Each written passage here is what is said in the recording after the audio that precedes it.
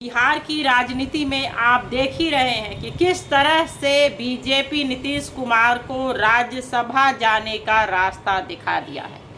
और निशांत कुमार जो एकदम राजनीति से उनको आप कह दीजिए 1% भी एक्टिव नहीं थे, उनका सिर्फ फॉर्मेलिटी के तौर पर मुझे जहां तक लगता है कि उनका जेडीयू में सिर्फ आना ये एक अजब साइलेंट मोड में जिस तरह से रहा जाता है वैसी एंट्री है। लेकिन क्या निशांत कुमार नीतीश कुमार की तरह जेडीयू को संभाल पाएंगे? कहने और करने में बहुत ज़्यादा फर्क होता है। मुझे नहीं लगता कि निशांत कुमार बिहार की राजनीति में ज़्यादा एक्टिव रह पाएंगे और बिहार को संभालना इतना आसान नहीं है।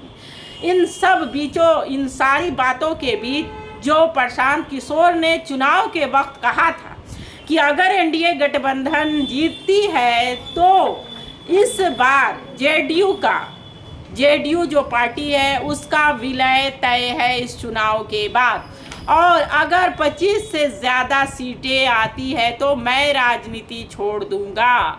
वही बयान अब उनका फिर से राज्यसभा जब वो नीतीश कुमार जाने का फैसला कर चुके हैं तो उन्होंने पत्रकारों के सामने आकर कहा कि मैंने कहा था कि बीजेपी जेडीयू को ख़त्म करने में लगी है और अब वही होता हुआ दिख रहा है।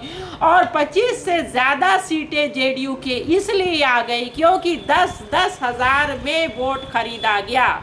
वो सभी पब्लिक ने देखा और किसी से छुपा नहीं हुआ है। प्रशांत किशोर ने कहा कि मैं कोई ऐसे ही भविष्यवाणी नहीं करता, बहुत सोच समझकर मतलब एक लिख कर उन्होंने कहा था कि मैं आप इसको रिकॉर्ड कर लें कि जेडीयू इस चुनाव के बाद ख़त्म हो जाएगी।